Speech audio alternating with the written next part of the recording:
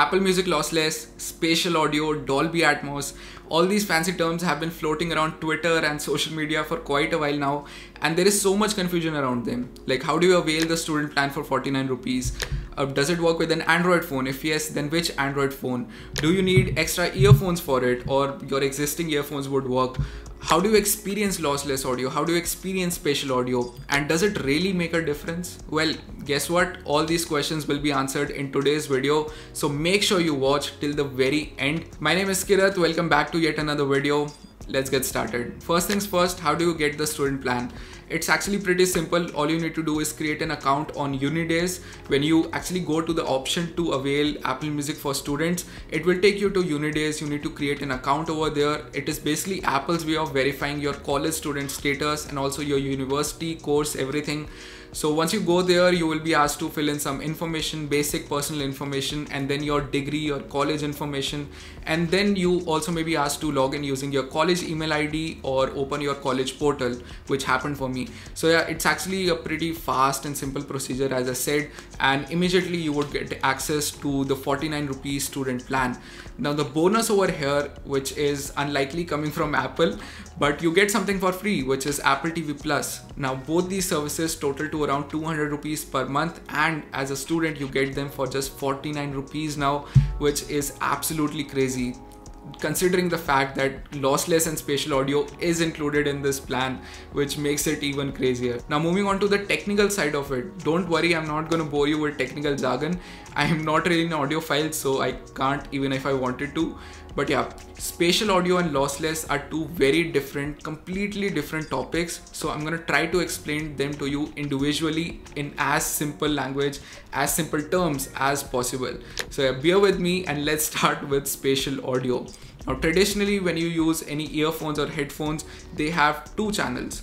One of them is a left channel, one of them is a right channel. So when you watch a movie, when you listen to music, play a game, you hear sounds coming from both the directions, and this is also called a stereo pair. But now what spatial audio or Dolby Atmos does is it creates virtual channels. So hardware wise, at the hardware level, your earphones still have two channels, but the software will virtually create extra channels. So there will be a channel above your head, in front of your head, behind your head, top left, top right. All these channels will be created by the software, and you will hear sounds coming from all the directions. So think of it like you're sitting in a theater where you actually have physical speakers all around you, and when gunshots are being fired from the top right or behind your head, it actually feels like the sound is coming from that direction. So well, sounds cool, right? In theory, that is how it is supposed to work. I will share my experience shortly, but yeah, in theory, that is how the whole spatial audio thing has been built by Apple. Now coming to my experience with spatial audio, I have been listening to a lot of Dolby Atmos tracks and I have mixed feelings.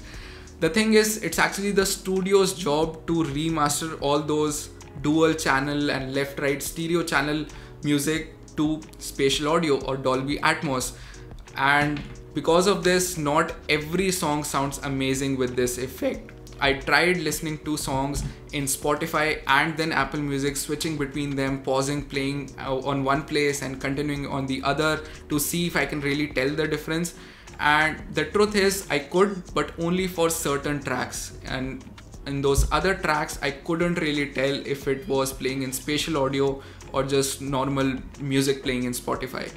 I will link a playlist below by KD Cloudy, who has done a stellar job at picking some songs which have amazing spatial audio effect, like Billie Eilish, No Time to Die, Lovely. All these songs have such amazing effect. Like I could literally feel instruments behind my head and the vocals going around me. It was an amazing experience. So if you jump into Apple Music, make sure you try out that playlist. That will show you the true power of spatial audio. But yeah, even though I explained to you how cool it is, spatial audio tech and how it works, don't jump into Apple Music thinking that you will suddenly start hearing sounds from all directions for a favorite song that you have been listening to for years. That might happen, but as I just said, it doesn't work for every song. Now, how do you actually listen to spatial audio? What equipment do you need? So in theory, according to Apple, you need two things: an Android phone which supports Dolby Atmos or an iPhone, and you need any pair of earphones or headphones. So yeah, you don't need to buy AirPods Pro or AirPods Max or all those expensive headphones to experience spatial audio.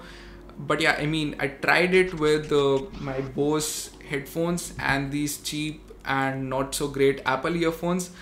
So the thing is that I could feel the spatial audio effect in these as well, but it was much more apparent in these. So it's quite clear that even though in theory spatial audio can work on any pair of headphones or any pair of earphones, the better quality your headphones are, like that's so obvious, but I just have to mention it.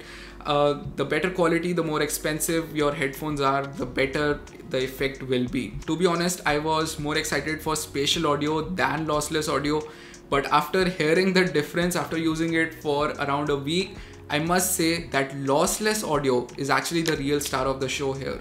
You can hear the difference with every single track, and it's so clear, it's so apparent that you won't be able to listen to normal music once you experience it. That's the kind of difference I'm talking about. So what is lossless audio? As the name might give away, it is lossless. It retains the quality of the song as it was recorded in the studio. When songs are recorded in studios, the file sizes are so large.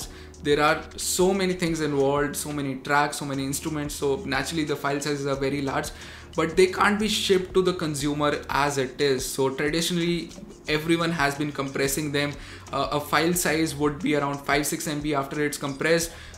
That's great for the companies to store that data, and also for the consumers, they can store more songs and stream without spending too much data. But obviously compression always comes at a cost of quality. Lossless audio does not do that. It retains everything, and that's why the file sizes are huge and you need extra equipment to actually experience it properly.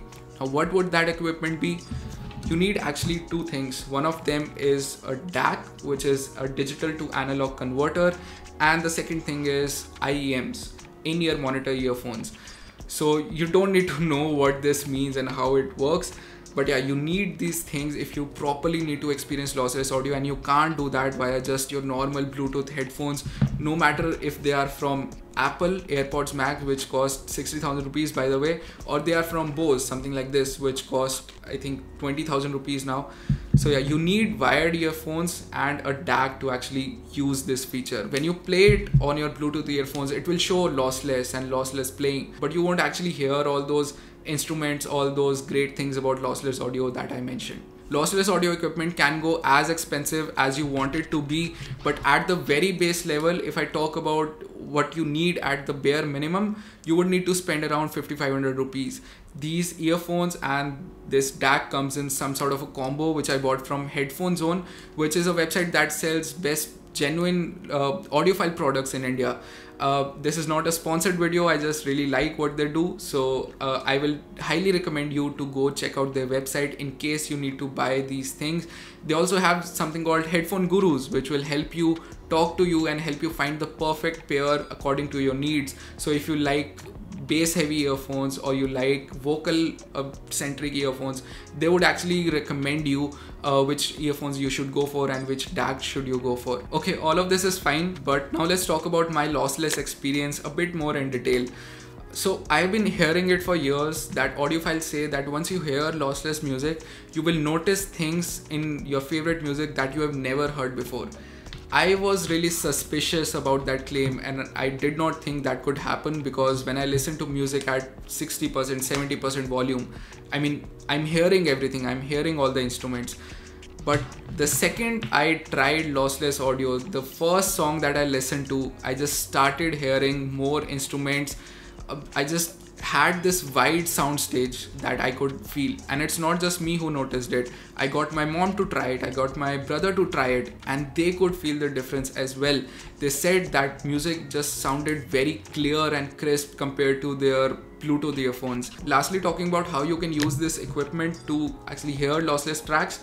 If you have an Android phone with a USB-C port like OnePlus or Samsung, or a MacBook with a USB-C port, you can actually just plug in your DAC, plug in your earphones and start using them. It's as simple as that.